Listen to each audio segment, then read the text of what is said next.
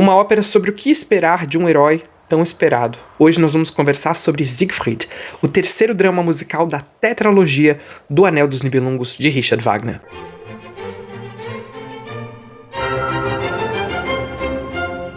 Olá, queridos amantes da ópera. Em primeiro lugar, a minha câmera está torta. Lidemos com isso, não vou arrumar. Vai ficar assim. Queridos, muito bom ter vocês por aqui. Eu sou o Lucas Speck, esse aqui é o Entre Notas e Dramas, um canal multiplataforma para divulgação de ópera. Hoje nós vamos conversar então sobre Siegfried, o terceiro drama musical da tetralogia do Ciclo do Anel. Mas antes disso, preciso que você saiba que nós estamos em praticamente todas as redes sociais no @Entre Notas e Dramas. Mas a nossa casa, o nosso lugar de conforto é a plataforma Orelo. Até porque é por lá que a gente consegue expedir conteúdos exclusivos para os nossos patrocinadores, que a gente chama aqui carinhosamente de nossos mecenas. Muito obrigado, Tati Helene, Marcos Lima e Bruno Costa, por serem nossos grandes mecenas nos ajudando nessa empreitada de divulgação de ópera, que é uma empreitada muito difícil, mas muito maravilhosa. Torne-se você também um mecenas e tenha acesso a esse conteúdo exclusivo. Por exemplo, agora que estamos falando sobre a tetralogia do Ciclo do Anel, eu soltei um grande vídeo sobre, na verdade um episódio de podcast em formato de vídeo, sobre o Richard Wagner, um episódio biográfico de 1 hora de duração. Tá bem completinho, é claro que nunca vai dar conta de falar sobre quem ele foi por completo, né, toda a sua obra, afinal em 1 hora a gente não consegue, a gente começa a ter uma ideia de quem ele era, né, mas a gente não consegue ter muita profundidade, mas é pra você saber rapidamente quem ele é, o que ele fez, o que ele não fez, e nós temos um episódio exclusivo para mecenas sobre o contexto geral do Anel dos Nibelungos, Der Ring des Nibelungen, o alemão às vezes me foge, está lá no Orelo para os nossos mecenas. Gente, se você caiu aqui de paraquedas, vale a pena assistir os episódios anteriores, incluindo o primeiro drama musical do ciclo, que é Das Rheingold, que já tem um episódio curtinho pra todo mundo e completo no Orelo, e temos também o episódio sobre Die Valkyrie, a Valkyria, mesmo esquema, tá? Tem um episódio curtinho pra todo mundo e o completo lá no Orelo. E hoje nós vamos falar então sobre o terceiro, que é Siegfried. No começo, essa ópera se chamava Der Junge Siegfried, o jovem Siegfried, mas depois se abreviou, assim como foram abreviados os outros títulos também. A gente vai conhecer a história desse herói tão esperado, o Siegfried, e eu quero deixar aqui um conselho desde já: não faça a árvore genealógica do Siegfried, porque você vai ter 3 tipos de trauma diferentes, você vai ter que ligar pra sua terapeuta, dizendo socorro, alguém me ajuda, porque é enlouquecedor. Não faça isso, vai por mim. Eu fiz e não é legal. Porque é uma história que o Wagner criou, mas baseado na mitologia nórdica. Ele se baseou na mitologia escandinava, em alguns contos, inclusive em Siegfried, ele contou para um amigo dele que ele se baseou também num dos contos dos irmãos Grimm, que fala sobre um menino que não sabia ter medo, não sabia o que era o medo.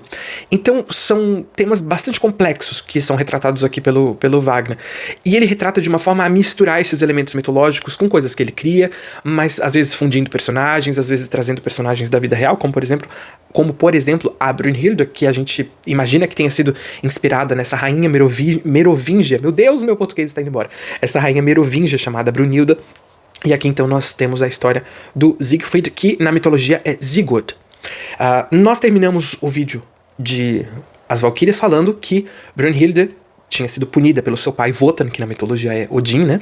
E ela estava num sono profundo, né? Num coma, digamos, e ao seu redor um círculo, um anel de fogo mágico, sendo que apenas uma pessoa muito corajosa, que não tivesse medo, poderia adentrar nesse círculo. Você já imagina quem é essa pessoa que não tem medo que vai conseguir adentrar nesse círculo, né? Bom, no começo de Siegfried, nós estamos na floresta. E nós sabemos que a mulher que Brunhilde salvou na ópera anterior, carregando o herói, era Sieglinde. Sieglinde morreu no parto e nasceu o menino Siegfried. E ele foi criado por Mime. Lembram-se do Mime? Lá do Das Rheingold, irmão do Alberich, um esperto ferreiro, que na verdade quando o Wotan e o Loja desceram lá pro reino dos Nibelungos, ele reclamou: meu irmão tá escravizando todo mundo com o poder desse anel mágico, que loucura é essa? E o Mime tá aqui criando esse moleque, sabendo que um dia, preparando-o para que um dia ele pegue o tesouro de Fafnir, que está em forma de dragão, se vocês bem se lembram, cuidando do tesouro e do ouro. Então o tesouro e o anel, inclusive o Tarnhelm, né, o capacete mágico, né, e tudo mais, estão escondidos na caverna, e quem cuida é Fafnir em forma de dragão. Ali junto com ele está Alberich, meio como um vigia, também cuidando do tesouro, cuidando de Fafnir, esperando uma oportunidade, na verdade, né, para retomar o seu anel, o seu ouro. Bom, O Siegfried, aqui, muito jovem, no despertar da sua virilidade, da sua juventude, ele está no pico da sua força física e nenhuma espada é suficiente para ele.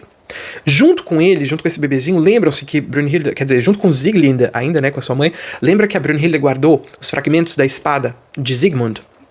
Pois então, esses fragmentos estão com eles, só que o Mima, que é um ferreiro muito habilidoso, não é capaz de cuidar dessa espada, não é capaz de refundi-la.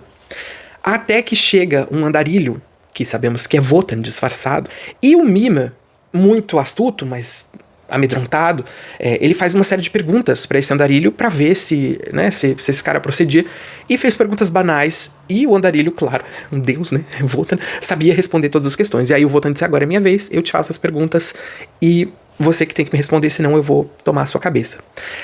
E aí nas 3 perguntas ele vai bem, chega na última: quem que é capaz de forjar a espada destruída de Sigmund? Então o andarilho responde que é aquele que não tem medo. Fica subentendido que este é Siegfried. Em algum momento o Siegfried vai ser capaz de reconstituir essa espada. Ele aprendeu o ofício de ferreiro com Mima, ele vai reconstituir essa espada e vai em busca de aprender o que é medo, incentivado pelo Mima, a matar o dragão Fafnir. Porque ele acredita que, né, em vista de um dragão, ele vai entender o que é o tal do medo. Sendo que numa cena anterior ele já trouxe um urso da floresta pra assustar o Mima. Essas coisas, gente. Essa obra tem umas pegadas um pouco satíricas.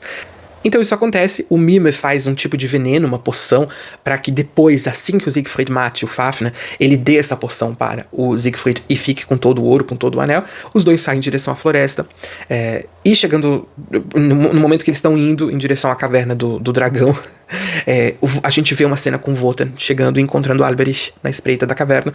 Os dois trocam algumas farpas, mas o Wotan diz que só quer ver o que vai acontecer por ali. Bom, o esperado acontece.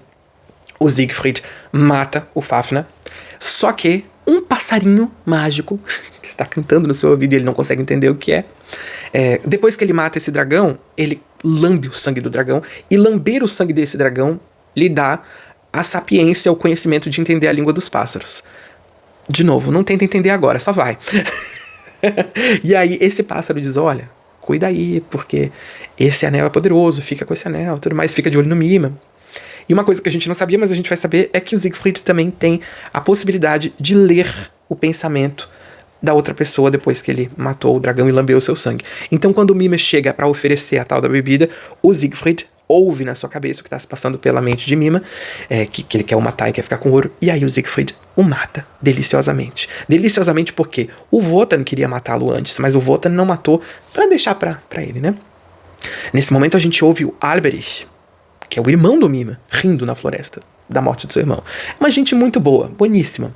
Lembra que o Siegfried é um herói. Só fez merda, mas é um herói, né? Dentro da loucura que o Wagner criou. E aí esse pássaro, que agora é capaz de se comunicar com Siegfried, e Siegfried entende o que ele fala, diz: olha, existe uma mulher no alto de uma montanha, cercada por um fogo, e ela precisa que um herói a conquiste. O Siegfried, que nunca viu uma mulher, porque ele foi criado no meio da floresta pelo Mima, acha aquilo extraordinário e vai atrás, até pensando, quem sabe eu aprendo o que é medo com ela. Bom, chegando lá ele tem um breve encontro com o Wotan, ele é muito, muito arrogante, como todo adolescente, mas ele consegue transpassar o fogo e se encontrar com Brunhilde, que primeiro ele acha que é um homem de armadura, e depois que ele vê, nossa, o que é isso? Arranca a armadura e aí... hormônios, né? Ele se apaixona imediatamente por ela, nunca viu uma mulher na vida. Se apaixona imediatamente por ela e a salva desse sono profundo. E os dois terminam cantando um dueto amoroso. Inclusive, é neste momento que ela abraça a sua mortalidade, porque ela era uma filha de um deus, ela era um ser imortal pela imortalidade concedida por seu pai, mas ela faz este sacrifício, digamos, de se tornar humana para ficar do lado de Siegfried. De novo, não façam árvore genealógica para ver qual é a relação dos dois, porque não vale a pena. Tá? Bom, este é o fim da ópera. A ópera tem essa orquestração gigantesca, como eu havia comentado em relação aos outros episódios também, mas aqui nós temos uma diferença na premiere. Eu falo esses detalhes mais sempre nos episódios para os mecenas.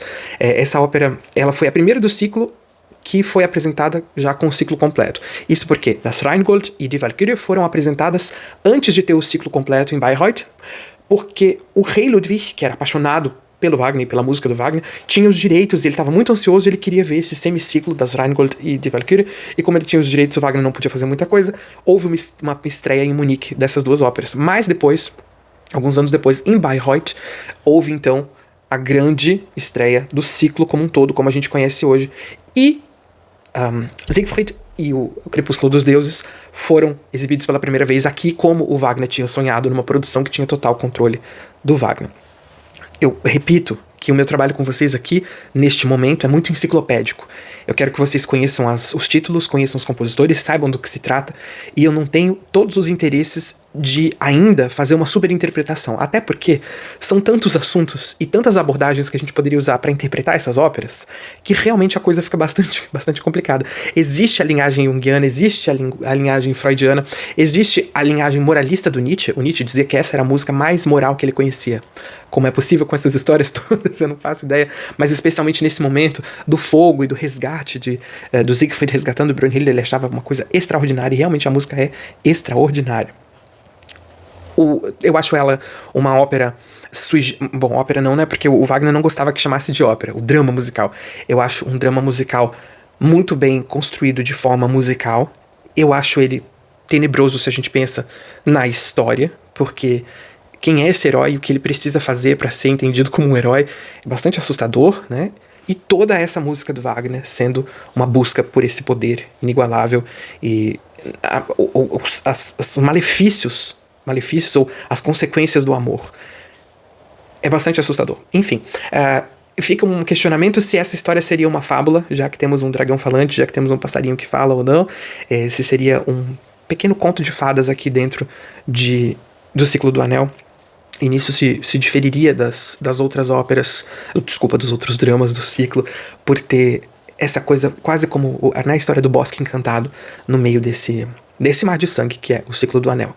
Gente, espero tê-los confundido, espero tê-los deixado com muitas questões, porque esses vídeos são apenas o começo das discussões para que a gente possa depois, de forma deliberada nos comentários ou em outros momentos, discutir os significados e as possíveis interpretações. Então eu quero que essa série de vídeos seja apenas um começo, tá bom? É isso. Se você ficou interessado em saber mais detalhes, vá até a Aurelo, seja nosso mecenas e tenha acesso a conteúdo estendido, beleza? Gente, muito obrigado. Um beijo pra vocês e nos vemos logo mais com um vídeo sobre o Crepúsculo dos Deuses, que encerra então o Ciclo do Anel dos Nibelungos de Richard Wagner. Um beijo, até a próxima.